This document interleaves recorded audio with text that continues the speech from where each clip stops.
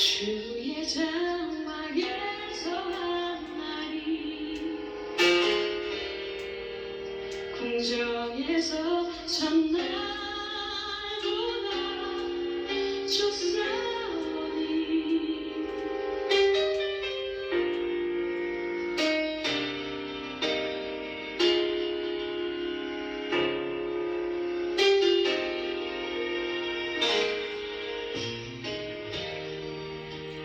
주의 성산에서 한 날이 원에서 첫날보다 좋사오니 나의 영혼 주님을 기뻐해 주의 사랑 완전히 하네 주의 사랑 새롭게 하네 끝이 없는 주의 사랑만이 내 영혼 자유케 하시네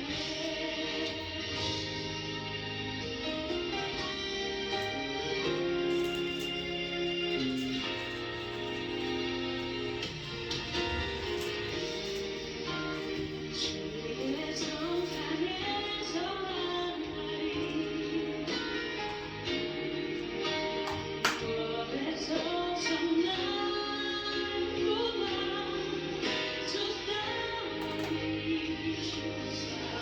나의 영혼 주님을 기뻐해 주의 사랑 완전케 하네 주의 사랑 새롭게 하네 끝이 없는 주의 사랑만이 내 영혼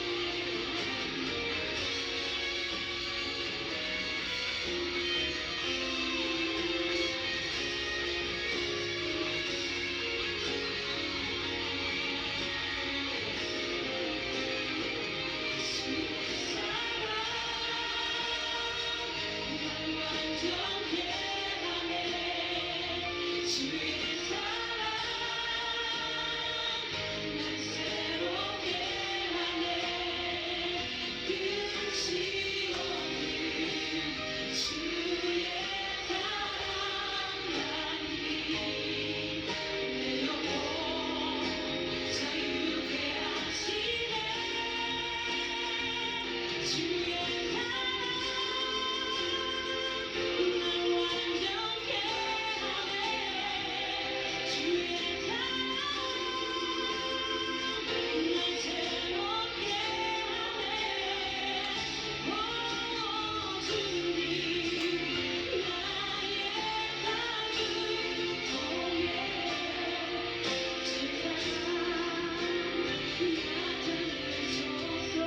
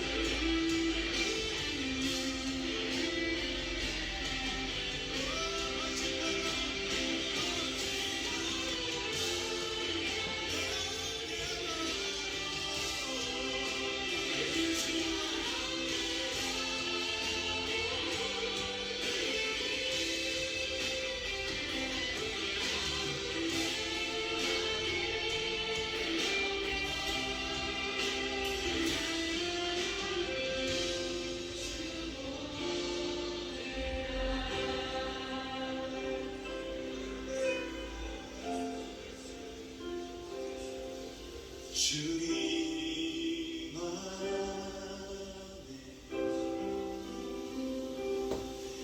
나 거하리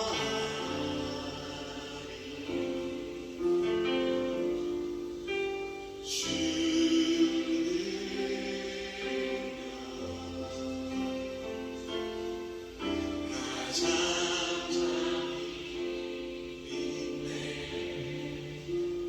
거친 파도 날 향해 와도 주와 함께 나오리니 폭풍 가운데 나의 영혼 잠잠하니 주고 거친 파도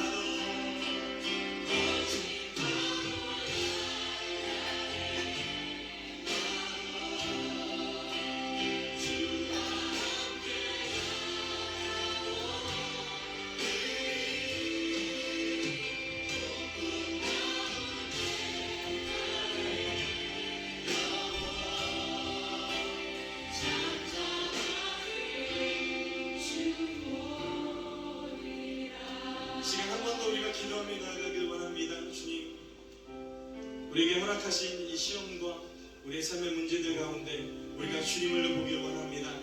나를 붙드신 전능하신 하나님을 바라보길 원합니다. 주여 내 눈을 열어 주님을 보게 하여 주시옵소서. 나를 붙드신 주님을 향해 내 마음을 드리며 나의 삶을 주님 앞에 맡기도록 나를 이 시간 역사하여 주시옵소서. 지금 나같이 주님의 이름 한번 부르며 기도하겠습니다.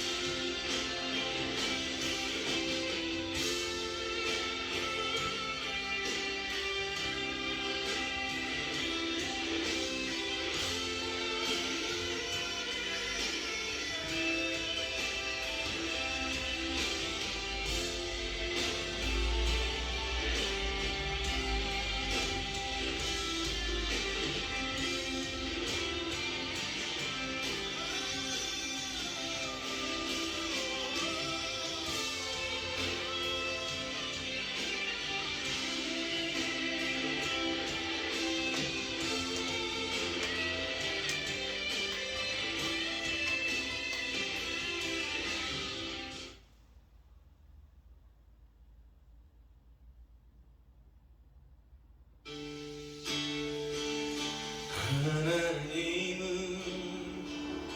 너를 만드신 분, 너를 가장 많이 알고 계시며, 하나님은 너를 만드신 분, 너를 가장 깊이 이해하신단다.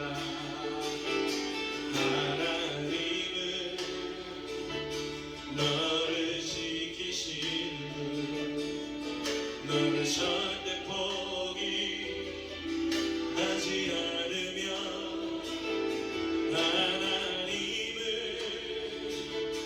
너를 지키시는 분, 너를 쉬지 않고 지켜보신단다. 그의 생각 수 없고 주의 자비 무궁하며, 그의 성실 날마다 새롭고, 그의 사랑 끝이 하나님은 너를 원하시는 분,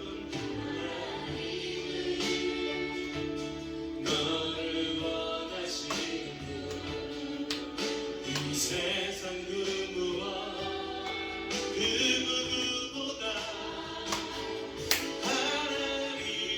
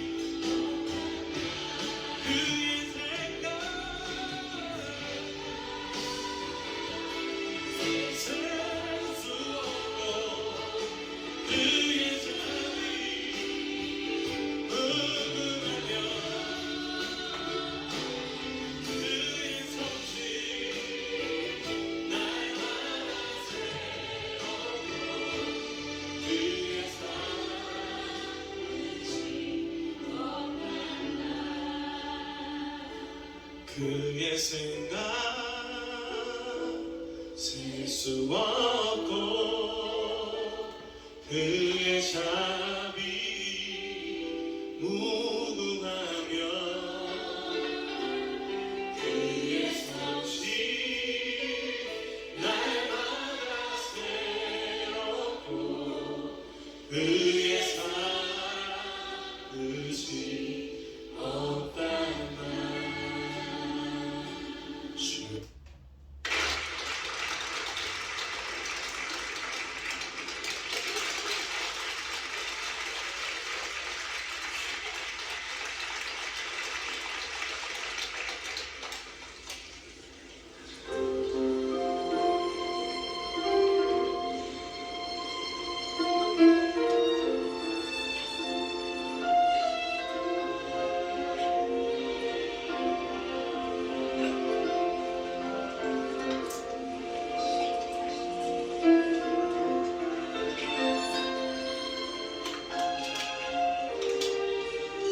나를 지으시며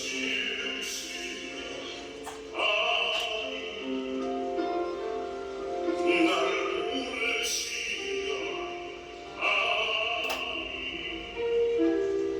나를 보내시고 나의 아는 것은 다 하나님이라. 나의 달려갈 길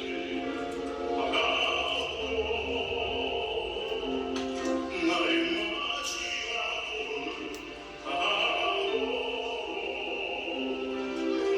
나를 십자가 함께 하시 나의 아는 것은 다 하나님이라.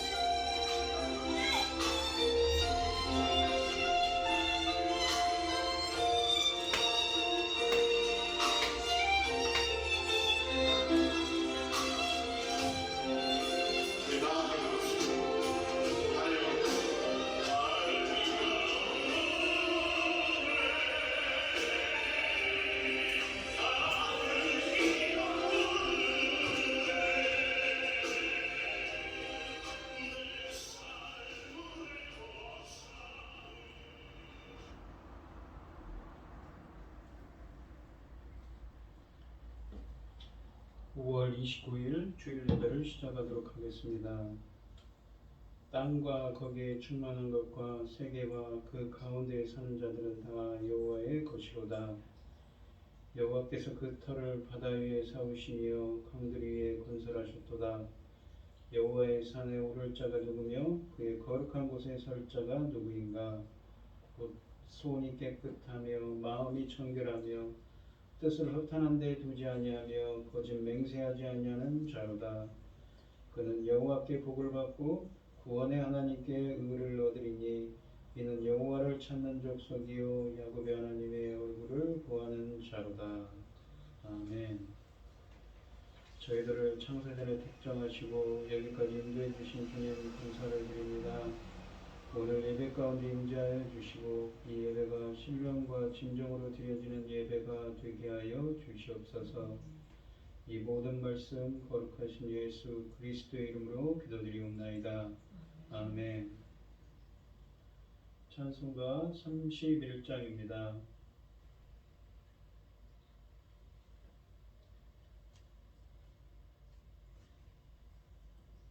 찬양하라 복되신 구세주 예수 백성들아 사랑을 전하세 경배하라 하늘의 천군과 천사 주님 앞에 영광을 돌리세 목자같이 우리를 지키시고 종일 품에 늘 안아주시니 찬양하라 높으신 권세를 찬양 찬양 찬양 영원히 드리세 찬양하라 복되신 구세주 예수 우리 대신 죽임을 당했네 구주 예수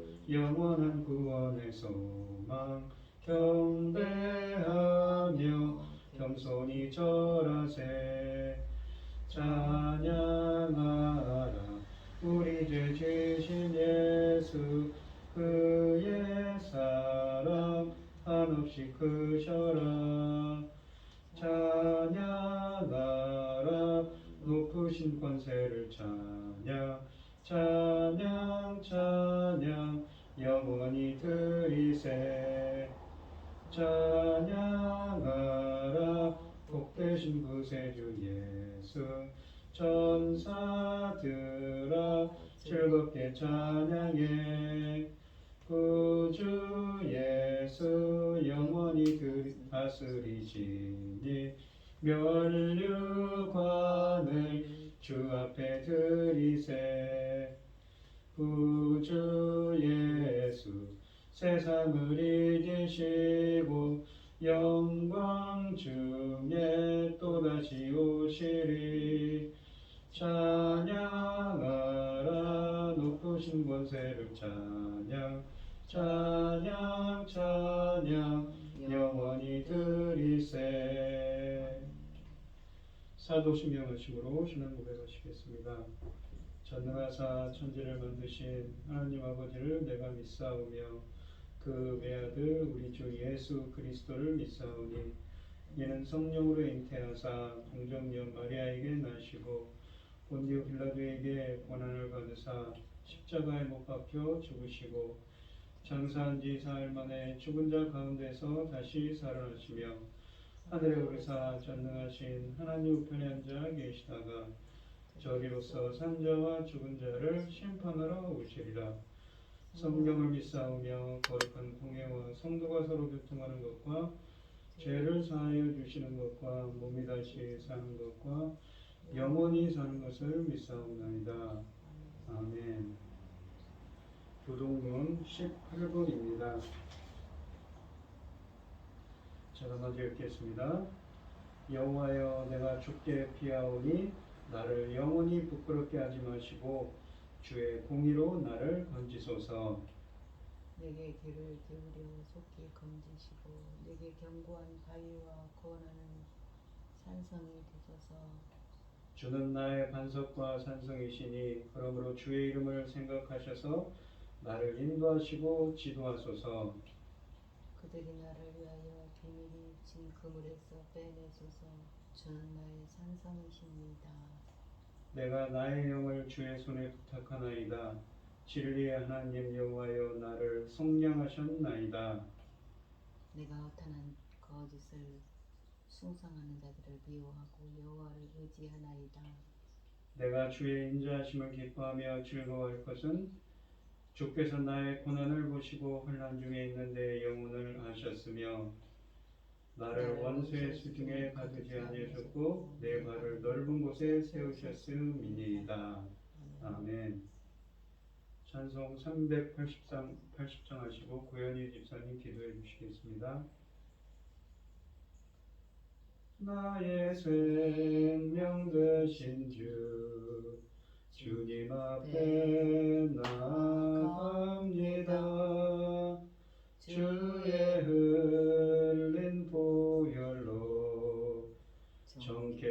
가사 받아주소서. 날마다 주를 찬송하겠네.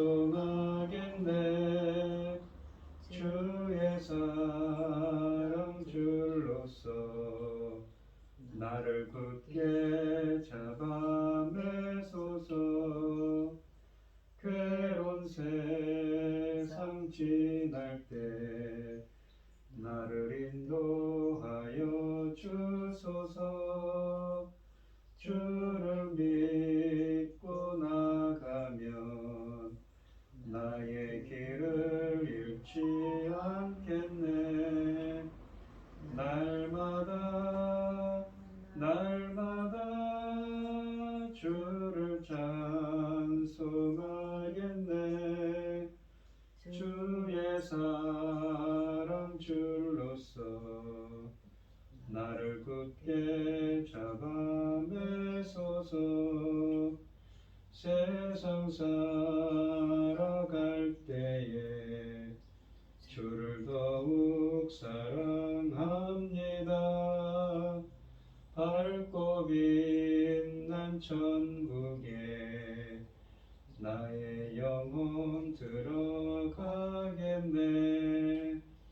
날마다 주를 찬송하겠네. 주의 사랑 줄로서 나를 굳게 잡아 매소서. 아멘. 천지를 지으신 전능하신 하나님 아버지, 부족하고 어리석은 저희들을 하나님께서 자녀 삼으시고 하나님의 사랑 가운데 살게 하시니 참으로 감사합니다. 어지러운 세상 가운데에서도 이 시간 예배드릴 수 있도록 인도하셨으니 더욱 감사합니다. 저희를 말씀의 길로 가도록 인도하시고 오직 그 말씀으로 살아가게 하시니 참으로 감사합니다. 과연 여호와의 말씀은 내 발의 등이요 내 길의 빛이십니다. 발의 등이시고 길의 빛이신 그 말씀으로 저희들을 아버지 친히 인도하시고 그 말씀에서 벗어나지 않도록 도와주시옵소서. 전능하신 하나님 아버지, 저희 나라를 지켜 주시옵소서. 제사장 나라로 세우셨는데 아버지 그 사명 감당하고 아버지 앞에 갈 수 있도록 크신 손으로 지키시고 도와주시옵소서. 전능하신 하나님 아버지, 세상은 온통 전쟁입니다. 저희 나라가 정치적으로 하나님 기뻐하시는 방향으로만 갈 수 있도록 아버지께서 크신 손으로 지키시고 간섭하여 주시옵소서. 아버지 하나님, 이 시간 말씀을 들고선 당신을 사랑하는 중 크신 손으로 강한 손으로 붙들어 주시옵소서.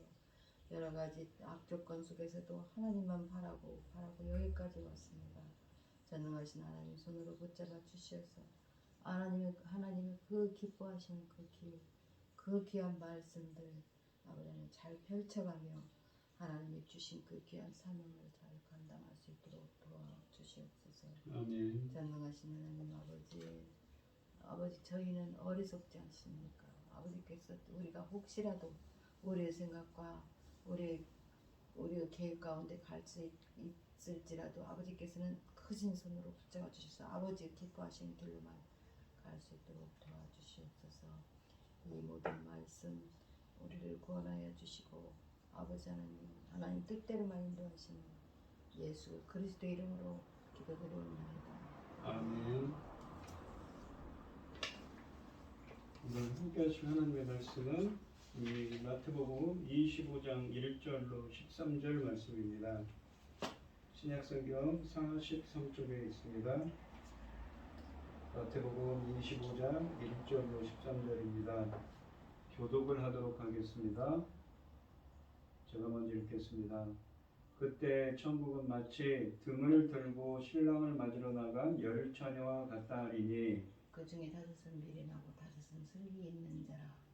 미련한 자들은 등을 가지되 기름을 가지지 아니하고 슬기 있는 자들은 그릇에 기름을 담아 등과 함께 가져갔더니 신랑이 더디움으로 다 졸며 잘세 간증의 소리가 나되 신랑이로다 맞으러 나오라 하매 이에 그 처녀들이 다 일어나 등을 준비할세. 미련한 자들이 슬기 있는 자들에게 이르되 우리가 등불에 거저하니 너희 기름 좀 나눠달라 하거늘 슬기 있는 자들이 대답하여 이르되 우리와 너희가 쓰기에 다 부족할까 하노니 차라리 파는 자들에게 가서 너희 쓸 것을 사라 하니 그들이 살아간 사이에 신랑이 이름으로 준비되었던 자들은 함께 혼인잔치에 들어가고 문은 닫힌지라.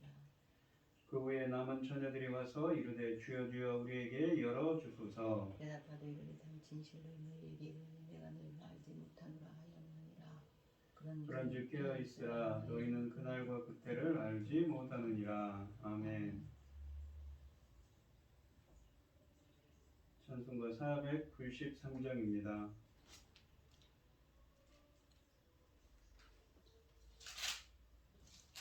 하늘 가는 밝은 길이 내 앞에 있으니 슬픈 일을 많이 보고 늘 고생하여도 하늘 영광 밝음이 어두운 그늘에 치니 예수 공로 의지하여 항상 빛을 보도다. 내가 염려하는 일이 세상에 많은 주 속에 근심 밖에 걱정 늘 시험하여도 예수 보배로운 길 모든 것을 이기니 예수 공로 의지하여 항상 이기리로다. 내가 천성 바라보고 가까이 왔으니 아버지의 영광 집에 나 쉬고 싶도다. 나는 그저 가여도 영접하실 터이니 영광 나라 계신 임금 우리 구주 예수라. 아멘. 오늘 본문 말씀의 제목은 이 열처녀의 비유입니다. 본문에서 천국은 마치 신랑을 맞이하는 열처녀와 같은데 이 신랑이 늦게 오므로 다 졸았다고 본문에 기록되어 있습니다. 안밤중에 신랑이 오자 슬기로운 다섯 처녀는 잘 준비하여 등을 켰는데 이 미련한 다섯 처녀는 기름이 모자라 기름을 사러 갔습니다. 그때 신랑이 왔고 잔치집 문이 닫혔습니다. 문을 열어달라고 했지만 열어주지 않으셨습니다. 예수님은 이 비유를 통해서 항상 깨어 있으라, 준비하고 있으라고 권면하십니다. 1절 말씀을 보시면 그때 천국은 마치 등을 들고 신랑을 맞으러 나간 열처녀와 같다 하리니 라고 되어 있습니다. 이 혼인잔치에 신랑이 신부를 데려올 때 10명의 처녀들이 신랑을 맞이하기 위해 남아 있습니다. 성경은 주님과 하나님 백성의 언약 관계를 결혼 관계로 표현합니다. 우리가 계시록 19장에 보시면 어린 양의 혼인잔치가 있지요.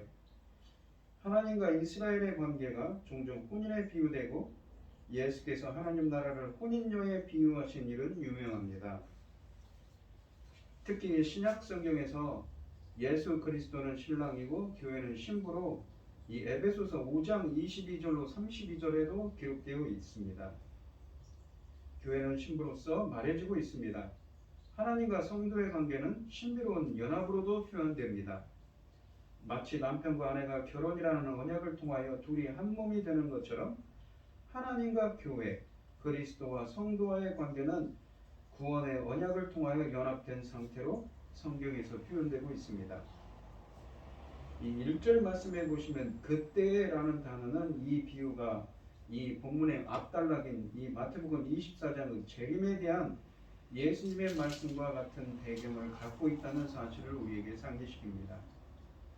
이 그때라는 문구에는 7장 24절과 26절과 마찬가지로 미래 시제, 이 뭐뭐 같다 하리니가 사용되어 있습니다. 이것은 아마도 이 비유가 종말론적 상황에 적용되기 때문일 것입니다.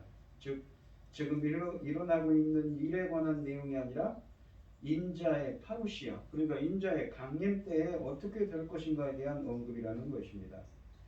이러한 미래적인 관점은 서주의 그때라는 표현으로 강조됩니다. 이 단어는 24장 36절 이후 본문의 초점이 된 그날과 그 시로 들어갑니다. 그렇다면 이것은 파루시아, 그러니까 주님의 강림 때에 천국이 어떻게 될 것인가, 하나님의 목적이 어떻게 시행될 것인가에 관한 비유입니다. 열 처녀가 맞으러 나간 신랑은 예수님이시지요.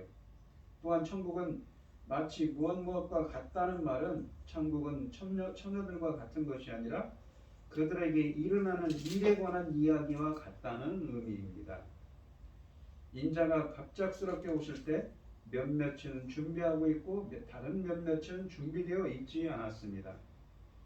처녀는 결혼하지 않은 젊은 여성을 뜻하며 당시 여성들이 보통 12세에서 18세 사이에서 결혼한 적을 고려하면 이 열 처녀도 그 정도 나이였을 것입니다. 그들은 신부가 아니라 신부의 친구들 혹은 결혼식에 나오는 신부의 들러리들입니다. 이 비유에서 신부는 그 어디에도 모습을 보이지 않고 있습니다. 고대의 이스라엘 사회에서 결혼식 전에 정혼식이 맺어졌으며 정혼한 신부는 1년 또는 그 이상의 기간을 자신의 아버지 집에 머물렀습니다. 신부 수업을 받았지요. 결혼식과 날짜가 결정되면 신랑은 신부를 데리러 신부가 있는 신부의 집으로 갔습니다. 신부의 아버지에게 지참금을 지불한 신랑은 신부와 함께 신랑의 집으로 축하를 받으면서 밤에 이동합니다. 그 당시 결혼식 잔치는 일주일 동안 진행되었으며 이 일은 첫날에 일어난 일입니다. 결혼식 날 신랑은 친한 친구들과 함께 신부를 데리러 갑니다. 날이 저물면 신부와 신랑은 양쪽 친구들과 함께 신랑의 집까지 행렬을 이루어 갔습니다.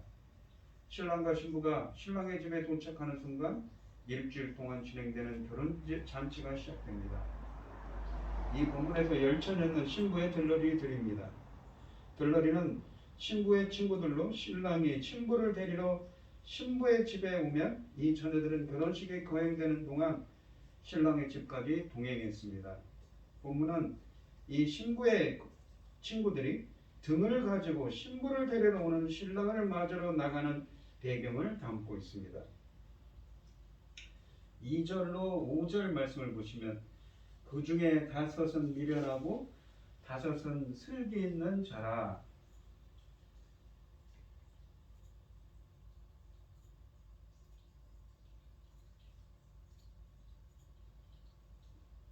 미련한 자들은 등을 가지되 기름을 가지지 아니하고 슬기 있는 자들은 그릇에 기름을 담아 등과 함께 가져갔더니 5절에 보시면 신랑이 더디 오므로 다 졸며 잘세라고 되어 있습니다. 여기 보시면 미련한 5처녀가 있고 슬기 있는 5처녀가 있습니다. 우리가 이 미련하다는 말은 헬라어로 모로스라는 말인데 그 뜻은 헬라어 사전에 보시면 어리석은, 불경한, 신을 믿지 않는다는 말입니다. 반면에 슬기 있다라고 이 번역된 헬라어는 프로니모스인데 명철한, 총명한, 통찰력 있는, 우리가 잠언에 보시면 지혜와 명철할 때 그 명철을 뜻하는 명철한 사람입니다. 우리가 이 성경에 보시면 어리석은 자가 어떤 사람이냐면 시편 14편 1절을 보시면 어리석은 자는 그의 마음에 이르기를 하나님이 없다 하는도다. 그들은 부패하고 그 행실이 가증하니 선을 행하는 자가 없도다 라고 하지요. 어리석은 자는 무엇입니까? 멍청한 사람이 아닙니다. 지적 능력이 떨어지는 사람이 아니라 하나님 뜻대로 살지 않는 악인들을 뜻하는 말이죠. 그래서 잠언 1장 7절에 보시면 여호와를 경외하는 것이 지식의 근본이거든 이 미련한 자들은 하나님의 지혜와 훈계를 멸시하는도다 라고 말씀하십니다. 이 어리석은 자는 단순하거나 정신적으로 부족한 사람을 뜻하는 것이 아닙니다. 성경에서 어리석은 자는 악인과 비슷한 말입니다. 어리석은 사람은 마음속에 하나님을 제거한 사람입니다. 그래서 하나님이 없는 그들의 삶에는 선행도 없습니다. 어리석은 사람들은 하나님을 두려워하지 않고 사회적 약자들을 박해하며 착취하며 부를 축적하는 악인들입니다. 뿐만 아니라 하나님은 의로우시고 신실하신 분이라고 고백하면서도 입으로는 그렇게 말하면서도 정작 자신들의 삶에서는 이것을 무시하는 자들로서 성경에 묘사되고 있습니다. 그러므로 성경에서 어리석은 자는 말과 행동이 동떨어진 사람들이기도 합니다. 어리석은 사람들은 부패하고 행실이 가정에서 선을 행하지 않습니다. 어리석은 자는 마치 하나님이 계신 자 아는 것처럼 행동합니다. 그렇다면 이 어리석은 미련한 자의 반대인 슬기 있는 자, 명철한 자는 어떤 사람일까요? 이 시편 14편 2절에 보시면 여호와께서 하늘에서 인생을 굽어 살피사 지각이 있다는 것은 어리석은 자의 반대인 오늘 본문 말씀에 있는 것처럼 명철하다는 의미를 담고 있는 히브리어입니다. 하나님을 찾는 자가 있는가 보려 하신즉 명철한 자는 어떻습니까? 하나님을 찾는 자입니다. 또한 예레미야서 9장 23절로 24절에 보시면 여호와께서 이와 같이 말씀하시되 지혜로운 자는 그의 지혜를 자랑하지 말라.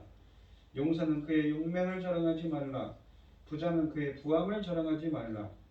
자랑하는 자는 이것으로 자랑할지니 곧 명철하여 나를 아는 것과. 그러니까 명철한 자는 어떤 사람입니까? 하나님을 아는 자죠. 하나님을 찾는 자입니다.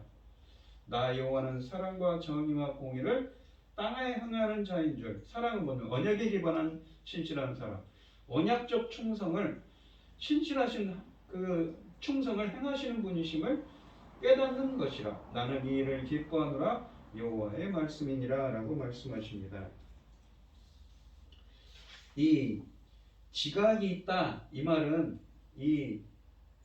시편 14편 2절에서 지각이 있다 이 말은 사칼이라고 해서 히브리어로 무엇이냐면 통찰력을 갖다는 말입니다. 명철을 뜻하는 말이지요.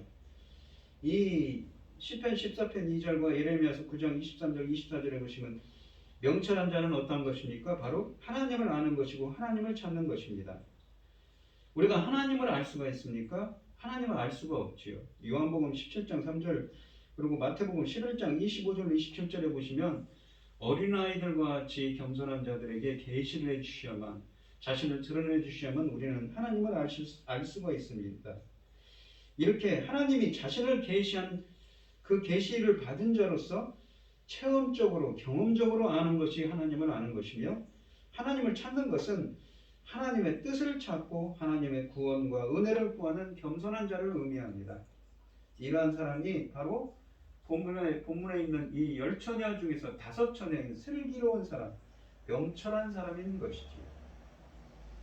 신부가 신랑을 맞아들이라며 보낸 10친구 중 5은 미련하고 5은 슬기로운 자입니다. 그러니까 5은 하나님이 계시다는 것을 알면서도 악을 행하는 자입니다. 반면에 슬기로운 자는 무엇입니까? 바로 하나님을 아는 자고 하나님을 찾는 겸손한 사람이지요. 예수님은 무엇을 기준으로 이렇게 말씀하시는가요? 신랑을 맞이하러 나가는 이들의 모습에 차이가 있습니다. 미련한 자들은 등만 가지고 나갔습니다. 기름은 따로 챙기지 않았습니다. 등은 5장 15절의 등불과 다르며 막대 끝에 기름을 적신 천을 둘러 만든 횃불이라고 횃불이 정확한 해석입니다. 이들의 횃불이 당장 길을 밝히겠지만 이 적신 기름이 다 타면 끝이 납니다. 더 이상 밝힐 수가 없는 것이죠. 당시 횃불은 한 번 적시면 약 20분 정도 탔다고 합니다. 그러므로 이들은 신랑이 당장 온다면 별 문제가 없겠지만 늦어지면 불을 밝힐 수 없습니다. 슬기 있는 자들은 횃불을 가지고 가면서 기름도 챙겼습니다. 혹시 신랑이 늦을 상황에 대비하는 것이지요. 그러므로 이 처녀들의 미련함과 슬기로움의 차이는 늦게 올 수 있는 신랑이신 예수를 맞이할 대비를 얼마나 철저히 하게 했느냐 하는 것입니다. 미련한 처녀들은 신랑이 곧 올 것으로 예측해 횃불에 묻은 기름으로 충분하리라 생각했습니다. 반면에 슬기로운 처녀들은 만일의 사태, 그러니까 곧 신랑이 늦어지는 상황에 대비해 기름을 충분히 챙겨 나갔습니다. 3절과 4절에서 어리석은 다섯 처녀들은 등불을 위한 기름을 추가적으로 준비하지 않았고 현명한 자들은, 그러니까 슬기로운 자들은 준비했으므로 지혜로운 처녀들과 미련한 처녀들의 차이는 신랑이 늦게 올 수 있음을 대비해서 여분의 기름을 충분히 준비한 그 준비성 여부에 있습니다. 모든 처녀들이 기다리다 지쳐서 골아떨어진 모습은 신랑이 도착할 시간이 예상보다 늦은 현실을 보여줍니다. 비유는 기름을 준비하지 않는 것에 초점을 맞춥니다. 신랑이 늦어지자 모두 지치고 피곤해졌습니다. 그래서 열 처녀 모두 기다리던 자리에서 잠이 들었다고 5절에서 말씀하십니다. 이 그들의 횃불도 꺼져가고 있었습니다. 피곤해서 졸거나 자는 것이 나쁜 일은 아닙니다. 그러므로 잠든 것에 졸며 잤다는 그 열 처녀가 그 슬기로운 자든, 그러니까 어리석은 자든 모두 다 잤기 때문에 그 잠든 것에 대한 비난은 본문에 없습니다. 이러한 지연은 필연적이며 우리는 늘 깨어 있을 수도 없지요. 이 결정적인 차이는 미리 준비가 되어 있느냐는 것입니다. 마지막 짧은 순간에 준비하기에는 너무 늦을 것이라는 것이 본문의 핵심인 것이지요. 6절로 12절 말씀을 읽겠습니다. 밤중에 소리가 나되 보라 신랑이로다 맞으러 나오라 하매 이에 그 처녀들이 다 일어나 등을 준비할세 미련한 자들이 슬기 있는 자들에게 이르되 우리 등불이 꺼져가니 너희 기름을 좀 나눠달라 하거늘 슬기 있는 자들이 대답하되 이르되 우리가 너희가 쓰기에 다 부족할까 하노니 차라리 파는 자들에게 가서 너희 쓸 것을 사라 하니 그들이 살아간 사이에 신랑이 오므로 준비하였던 자들은 함께 혼인잔치에 들어가고 문은 닫힌지라. 그 후에 남은 처녀들이 와서 이르되 주여 주여 우리에게 열어주소서. 대답하여 이르되 진실로 너희에게로는 이르노니 내가 너희를 알지 못하노라 하였느니라 라고 되어 있습니다. 여기 보시면 이 안다, 내가 너희를 안다, 하나님이 누군가 안다는 것은 무엇입니까?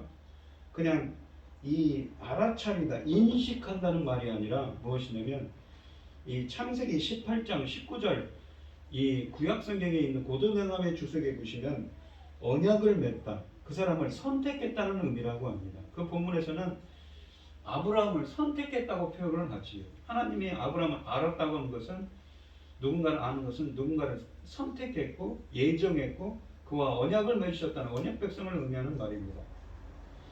이 6절로 7절을 보시면 밤중에 소리가 나되 보라 신랑이로다 맞으러 나오라 하매 이에 그 처녀들이 다 일어나 등을 준비할세라고 되어 있습니다. 이 비유는 파루시아, 그러니까 주님이 임재하실 주님의 강림의 때는 알 수 없으며 그 시기가 사람들이 생각하는 것만큼 빠르지 않을 것이라는 사실, 그리고 파루시아 주님의 강림은 사람들이 가장 방심할 때 밤중에 갑작스럽고 예기치 않게 임할 것이라는 사실을 우리에게 보여줍니다. 이 처녀들은 오랫동안 기다리다가 다 졸며 잤습니다. 그들이 잠을 잔 것을 정죄해서는 안 됩니다. 지혜로운 처녀와 어리석은 처녀 모두 다 졸았기 때문입니다. 잠은 단순히 그들이 신랑을 기다린 시간이 오래되었음을 설명하기 위한 것일 뿐입니다. 예수께서 이미 여러 번 암시하신 대로 예수님의 재림이 지체될 것입니다. 마침내 한밤중에 신랑이 도착하였습니다. 모두가 일어나 행렬을 기다리며 횃불을 준비하였습니다. 횃불은 보통 천의 기름을 적셔서 만들었다고 했습니다. 8절에 보시면 미련한 자들이 슬기 있는 자들에게 이르되 우리 등불이 꺼져가니 너희 기름을 조금 나눠달라 하거늘. 이 미련한 처녀들은 자기들의 등에 기름이 없음을 알게 되었습니다. 우리 등불이 꺼져가니로 보아 조금밖에 준비하지 않았음을 우리는 알 수가 있습니다. 충분한 기름 없이는 결혼식 행렬이 시작되기도 전에 횃불이 완전히 꺼질 지경입니다. 그래서 그들은 슬기 있는 처녀들에게 기름을 달라고 요청했습니다. 9절에 보시면 슬기 있는 자들이 대답하여 이르되 우리와 너희가 쓰기에 다 부족할까 하노니 차라리 파는 자들에게 가서 너희 쓸 것을 사라니 라고 되어 있습니다. 이 미련한 처녀들의 요구에 슬기로운 처녀들은 그렇게 하면 우리에게서 너희에게나 다 모자랄 터이니 차라리 기름을 파는 상인들에게 가서 기름을 사라고 했습니다. 현명한 제안이지요. 기름을 나누어 쓴 경우 가는 중간에 불이 꺼지는 불상사가 발생한다면 난감한 일이 아닐 수 없습니다. 10절에 보시면 그들이 살아간 사이에 신랑이 오므로 준비하였던 자들은 함께 혼인잔치에 들어가고 문은 닫힌지라. 이 신랑이 도착했을 때 즉 인자의 재림 때 주님의 파루시아 때 예비하였던 자들은 신랑과 함께 혼인잔치 그러니까 메시아적인 종말론적인 잔치에 들어갔습니다. 이 혼인잔치라고 쓰여진 이 헬라어 가무스는 22장 1절로 14절에서 이와 똑같이 메시아와 관계되어서 사용되었습니다. 한밤중에 기름을 사는 일은 별 쉽지 않았을 것입니다. 잠자는 상인을 겨우 깨워서 기름을 사야 했기 때문에 시간이 많이 걸렸을 것입니다. 문이 닫혀버렸다는 표현은 너무 늦어서 구원받은 자와 버림받은 자들의 분리를 변경시킬 수 없는 시간을 지적합니다. 이 점이 다음 두 절에서 분명히 나타나고 있습니다. 예수님은 준비성을 강조하시기 위해서 주인이 문을 열어주지 않았다는 사실을 의도적으로 말씀하십니다. 예수님이 오신 후에는 구원의 기회가 사라져버립니다. 미리 준비해야만 합니다. 인자의 오심을 목격하지만 이들 모두가 혼인잔치에 참여하는 것은 아닙니다. 두 번째 기회는 없습니다. 이 비유는 기회가 항상 있는 것이 아니라는 점을 강조하기 위해 문을 닫았다고 합니다. 이 11절로 12절에 보시면 그 후에 남은 처녀들이 와서 이르되 주여 주여 우리에게 열어주소서. 대답하여 이르되 진실로 너희에게 이르노니 내가 너희를 알지 못하노라 하였느니라 라고 되어 있습니다. 이 뒤늦게 기름을 사러 갔던 미련한 처녀들이 와서 문을 열어달라고 했지만 신랑은 그들을 모른다고 알지 못한다면서 문을 다 열어주지 않았습니다. 그들이 문을 열어달라며 신랑을 주여 주여 하고 부르는 것과 신랑이 문을 열어주기를 거부하며 나는 너희를 알지 못하노라 라고 한 것은 우리가 마태복음 7장 21절로 23절을 연상시키는 말씀이지요. 7장 21절 23절을 한번 읽겠습니다. 나더러 주여 주여 하는 자마다 천국에 들어갈 것이 아니요 다만 하늘에 계신 내 아버지의 뜻대로 행하는 자라에 들어가리라. 그날에 많은 사람이 나더러 이르되 주여 주여 우리가 주의 이름으로 선지자 노릇하며 주의 이름으로 귀신을 쫓아내며 주의 이름으로 많은 권능을 행하지 아니하였나이까 하리니 그때 내가 그들에게 밝히 말하되 내가 너희를 도무지 알지 못하니 불법을 행하는 자들아 내게서 떠나가라 하리라. 그런즉 불법을 행하는 자들아 내게 떠나가라 하리라 라고 되어 있습니다. 이 문이 완전히 닫히는 순간이 있습니다. 바깥에 있는 자들은 안으로 들어갈 수 있는 기회가 두 번 다시 없습니다. 잔치에 참여해 왔다는 사실로 충분하지 않을 것입니다. 준비를 제대로 하지 않는다면 낙오될 것입니다. 구약에서 하나님은 그분의 택하시고 언약을 맺으신 백성들을 하나님께서 안다고 말씀하십니다. 그러므로 여기서 알지 못한다는 말씀은 미련한 자들이 택함을 받지 않은 언약 백성들이 아님을 뜻하는 것이지요. 이 하나님의 백성이 아니라는 의미를 담고 있습니다.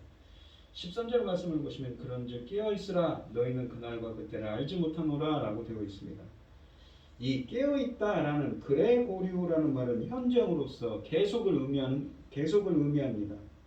그러니까 계속 깨어있으라라는 말이죠. 우리가 에베소서 5장 14절에 보시면 그러므로 이르기를 잠자는 자여 깨어서 죽은 자들 가운데서 일어나라 라고 합니다.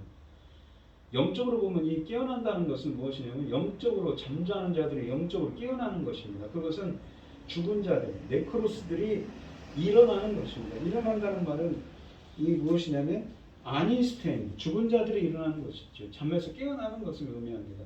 일어나는 것이죠. 영적으로 죽은 자들이 살아난다는 의미입니다. 영적인 부활을 뜻하는 것이죠. 그리스도께서 너희에게 비추이시리라. 비추이시리라 이 말은 헬라어로 에피 화이노입니다. 에피라는 위라는 말이고 화이노는 빛을 비추는다는 것이죠. 주님이 빛을 비춰서 마치 마태복음 1장 요한복음 1장 9절 말씀해 보시면 참빛 각 사람에게 비추는 빛이 있었나니 12절에 보시면 영접하는 자 그의 이름을 믿는 자지요. 그러니까 빛으로 오신 예수님을 만나고 그를 믿는 자입니다. 이 데살로니가전서 4장 14절로 16절 말씀을 보시면 우리가 예수께서 죽으셨다가 다시 살아나심을 이 무엇이냐 다시 살아나심이 아니스테미 이 죽은 자들이 살아나다 할 때 그 의미입니다. 다시 살아남은 미심을 믿을지인데 이와 같이 예수 안에서 자는 자들도 하나님이 그와 함께 데리고 오시리라. 우리가 주의 말씀으로 너희에게 이것을 말하노니 주께서 강림하실 때까지 우리 살아남아 있는 자도 자는 자보다 결코 앞서지 못하리라. 주께서 후령과 천사장의 소리와 하나님의 나팔 소리로 친히 하늘로부터 강림하시리니 그리스도 안에서 죽은 자들이 먼저 일어나고 라고 되어 있습니다. 네크로스 영적으로 죽은 자들이 먼저 일어난다는 표현을 씁니다. 아니스테이죠. 그러니까 죽은 자 영적으로 죽은 자들이 다시 부활한다는 의미를 담고 있습니다. 그러니까 이 본문에 있는 이 깨어있으라라는 말은 영적으로 깨어있으라는 의미를 담고 있는 거죠. 영적으로 죽은 자들이 다시 깨어나라는 의미를 이 에베소서 5장 14절 말씀과 데살로니가 4장 14절 16절 말씀을 통해서 우리에게 말씀하고 있는 것이죠. 영적인 부활과 영적으로 깨어있어야 된다는 의미지요. 우리가 데살로니가 5장 1절로 10절에 보시면 형제들아 때와 시기에 관하여는 너에게 쓸 것이 없음은 주의 날이 밤에 도둑같이 이를 줄을 너희 자신이 자세히 알기 때문이라. 주의 날, 주님의 날이지요. 그 강림하실 때 파루시아를 의미합니다. 그들이 평안하다 안전하다 할 그때에 임신한 여자에게 해산의 고통이 이름과 같이 멸망이 갑자기 그들에게 이르리니 결코 피하지 못하리라. 형제들아 너희는 어둠에 있지 아니하며 어둠에 있지 않다고 합니다. 그들의 그날이 도둑같이 너희에게 임하지 못하리니 너희는 빛의 아들이요 낮의 아들이라. 그러니까 어둠과 빛, 낮과 밤이 대비됩니다. 우리가 밤이나 어둠에 속하지 아니하나니 그러므로 우리는 다른 이들과 같이 자지 말고 또한 깨어있어 정신을 차릴지라. 그러니까 낮과 밤, 빛과 어둠이 자는 것과 깨어있는 것, 영적으로 깨어있는 것과 대비되는 것이지. 자는 자들은 밤에 자고 취하는 자들은 밤에 취하되 우리는 낮에 속하였으니 정신을 차리고 믿음과 사랑에 호신경을 붙이고 구원의 소망의 투구를 쓰자. 하나님이 우리를 세우시면 노하심에 이르게 하심이 아니요 오직 우리 주 예수 그리스도로 말미암아 구원을 받게 하심이라. 예수께서 우리를 위하여 죽으사 우리로 하여금 깨어있든지 자든지 자기와 함께 살게 하려 하십니다. 살게 하려 하심이라는 무엇입니까? 바로 생명을 얻게 하려 하십니다. 그런 의미죠. 우리가 성경에서 보시면 낮과 밤, 빛과 어둠, 잔다와 깬다 이렇게 대비되는 표현들은 무엇이냐면 전에 요한복음 3장 설교를 할 때 말씀드렸지만 참 빛이신 예수 그리스도의 은혜가 미쳐서 예수님을 믿고 그에게로 나온 상태와 그렇지 않은 것을 대비하는 표현입니다.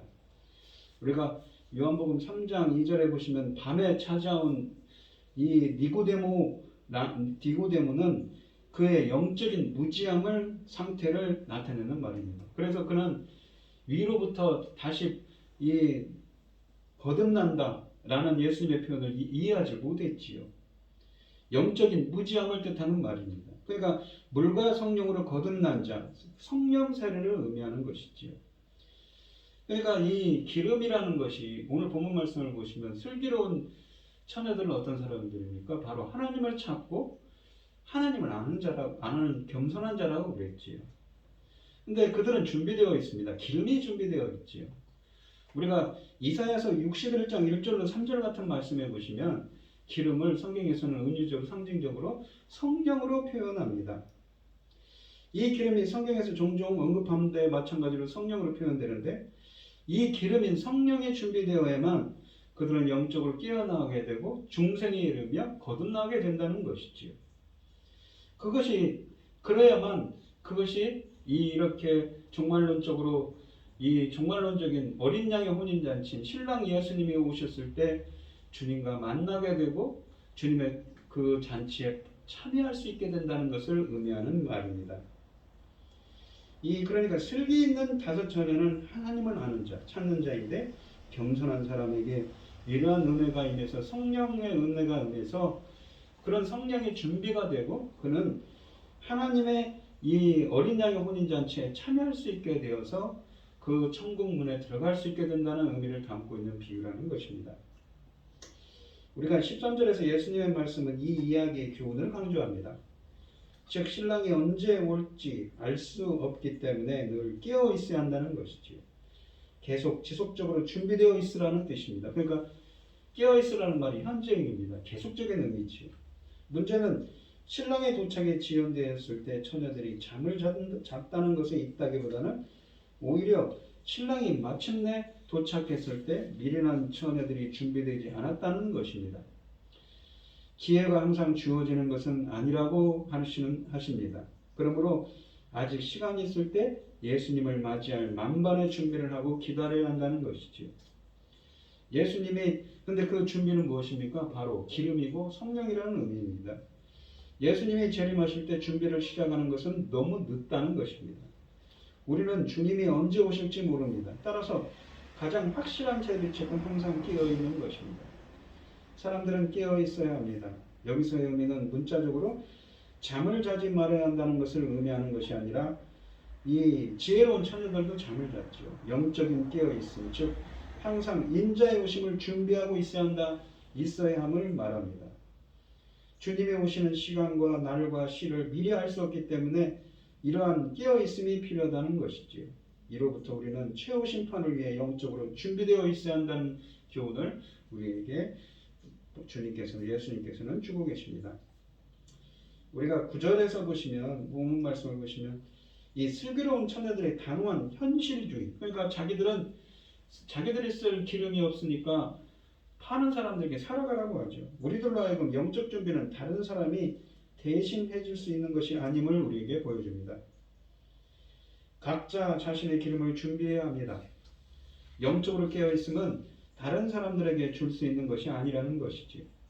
재림을 위한 준비는 자신의 몫이지 남의 것을 빌려 쓸 수 있는 것이 아닙니다. 이것은 구원이 개별적인 것이며 나누어 쓸 수 있는 것이 아님을 상징합니다.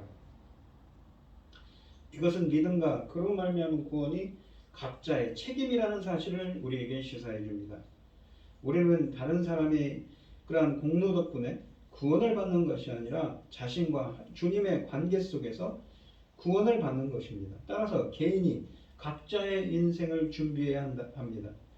모든 것이 자기 책임입니다. 구원의 여부를 점검하고 구원의 확신을 가지도록 기도하며 주님께 은혜를 구하는 여러분들이 되시기를 바랍니다. 우리가 이 비유의 결론은 13절에서 언급한 것처럼 준비가 이 비유의 핵심입니다.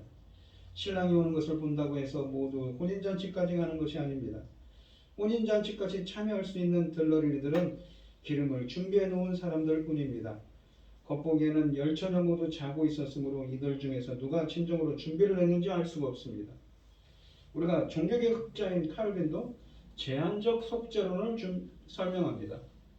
이 점에서 본다면 오늘날의 교회는 참 제자, 본문에 있는 슬기로운 처녀 5처녀와 어리석은 5처녀, 참 제자와 거짓 제자가 혼합된 공동체로서 주의 재림 때까지 혼합된 상태로 존재하다가 잔치에 참여하는 여부로 그들이 준비된 사람인지 아닌지를 드러내 줍니다. 그러므로 현명한 사람은, 슬기 있는 사람은 주님이 오실 때를 맞추는 사람도, 재림이 있다는 사실을 믿는 것으로 만족하는 사람도 아닙니다. 슬기 있는 사람, 현명한 사람, 명철한 자는 무엇입니까? 그 주님이 오실 때를, 주님의 강림을 준비하는 사람인 것입니다. 무엇으로 준비합니까? 기름, 바로 주님의 은혜, 주님의 성령이시지요. 미련한 다섯 처녀와 슬기로운 다섯 처녀 비유 이야기는 종말론적 삶을 위한 가장 대표적인 비유입니다. 우리는 슬기로운 다섯 처녀가 되어야 하는 것이지요. 아까도 설명드렸듯이 이 슬기로운 다섯 처녀는 어떤 사람입니까? 주님을 찾는 자고 주님을 아는 겸손한 자입니다. 주님을 찾는 겸손한 자에게 은혜가 임해서 주님은 계시를 해주시고 알게 해주시지요. 반면에 어리석다는 의미는 무엇입니까? 바로 그들은 악인들입니다. 하나님이 있다는 것을 알면서도, 말로는 떠들면서도 그들의 행동에서는 하나님의 말씀이 보이지 않는 것이지요. 악행을 서슴지 않는 자들입니다. 우리는 주님이 기뻐하시는 것을 준비하며 기다려야 합니다. 항상 끼어 있어야 합니다. 그런데 끼어 있다는 말은 아무런 행동도 하지 않고 있는 것이 아니라 늘 준비된 상태로 평소의 생활을 하는 것입니다. 우리는 죄질을 짓지 말아야 하며 게으르지 말아야 합니다. 늘 성령으로 충만한 삶을 살아야 하는 것이죠. 이 오늘 본문 말씀을 보시면 이 열 처녀의 비유를 이야기했습니다. 거기에 그 열 처녀 중에 5명은 슬기 있고, 그러니까 명철하고 지혜롭고, 5명은 어리석은 자입니다. 성경에서 어리석은 자는 무엇이라고 했습니까? 바로 악인들이지요. 하나님의 기뻐하신 뜻대로 행하지 않습니다. 하나님이 없는 것처럼 행하는 자들이 성경에서 잠언이나 시편에서 말하는 어리석은 자입니다. 반면에 명철한 자, 지혜로운 자는 어떤 사람입니까? 바로 하나님이 계심을 알고 하나님의 은혜를 구하는, 하나님을 찾는 겸손한 자이며 하나님을 체험적으로, 경험적으로 아는 자라고 말씀하는 것이지요. 하나님은 그러한 지혜로운 자들을 준비하게 해주십니다. 성령으로 준비하게 해주시고 영적으로 깨어있게 하시며 결국은 종말론적인 어린 양의 혼인잔치에 들어갈 수 있도록 그들에게 허락해 해주신다고 말씀하는 것이지요. 그래서 그 때와 그 시를 알지 못하기 때문에 항상 깨어있어 준비하라고 본문에서는 말씀하고 있는 것이지요. 우리 성도님들도 항상 본문에 있는 5처녀, 슬기 있는 지혜로운 5처녀, 항상 겸손히 주님을 섬기고 명철하여서 주님을 알고 주님을 찾는 자가 되시기를 바랍니다. 그래서 성령의 은혜가 임하고 이 본문에 있는 5처녀가 기름을 준비한 것처럼 그러한 항상 깨어 있어서 영적으로 깨어 있고 영적으로 살아나서 주님의 강림을, 주님의 파루시아를 준비하는 여러분들이 되시기를 축원드리겠습니다. 기도하겠습니다. 하나님 아버지, 오늘 주신 하나님의 말씀처럼 슬기로운 5처녀가 되기를 원합니다. 항상 깨어 있어서 겸손히 주님의 은혜를 구하고 주님을 더 알기를 원합니다. 저희들이 이 슬기 있는 명철한 사람이 될 수 있도록 더 겸손하게 주님을 섬기게 하여 주시옵시고, 그럴 때 성령의 은혜가 임하게 하여 주셔서 본문에 있는 것처럼 준비하고 깨어 있어서 영적으로 살아나서 주님의 그 파루시아를, 주님의 강림을 소원하며 주님을 만날 수 있도록 주님께서 인도하시고 함께하여 주시옵소서. 이 모든 말씀 거룩하신 예수 그리스도의 이름으로 기도드리옵나이다. 아멘. 찬송가 391장입니다.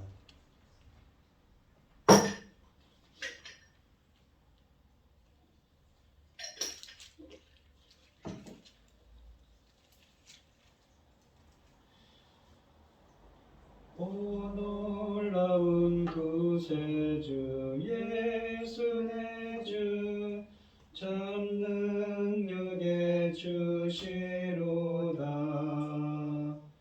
큰 바위미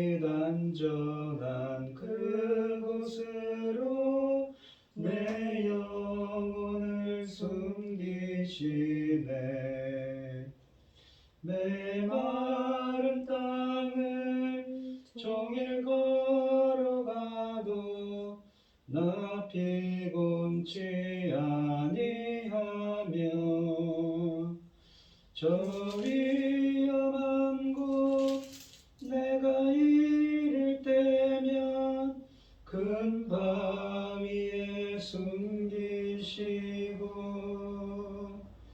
주 손으로 덮으시네. 오 놀라운 구세주 예수 내 주 내 모든 짐 벗기시네. 죄악에서 날 끌어 올리시며 또 나에게 힘 주시네. 메마른 땅을 종일 걸어가도 나 피곤치 아니하며 저 위험한 곳 내가 이를 테면 큰 바위에 숨기시고 주 손으로 덮으시네. 증량 못할 은혜로 채우시며 늘 성령에 감아주사 큰 기쁨 중 주님을 찬양토록 내 믿음을 도우시네. 메마른 땅을 종일 걸어가도 나 피곤치 아니하며 저 위험한 곳 내가 이를 테면 큰 바위에 숨기시고 주 손으로 덮으시네. 주 예수님 공중에 임하실 때 나 일어나 맞이하리. 그 구원의 은총을 노래하리.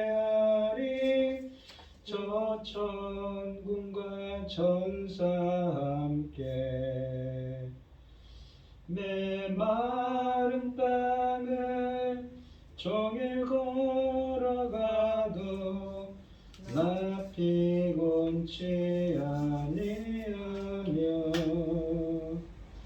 저 위험한 곳 내가 이를 테면 큰 바위에 숨기시고 주 손으로 덮으시네. 아멘. 기도하겠습니다. 우리에게 모든 것을 주신 참 하나님 감사를 드립니다. 이 시간 하나님께서 주신 많은 은혜와 사랑에 감사드리며 주님께 귀한 예물을 드리는 손길들이 있습니다.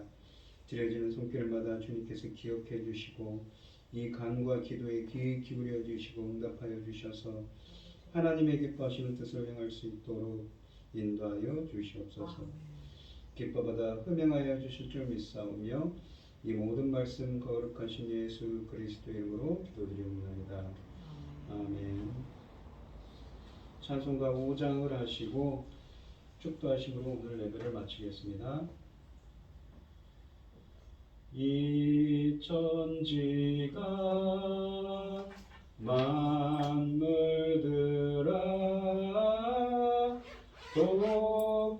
돕주시는 주 여호와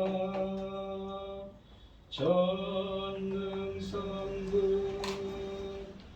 성자 성령 찬송하고 찬송하세 아멘.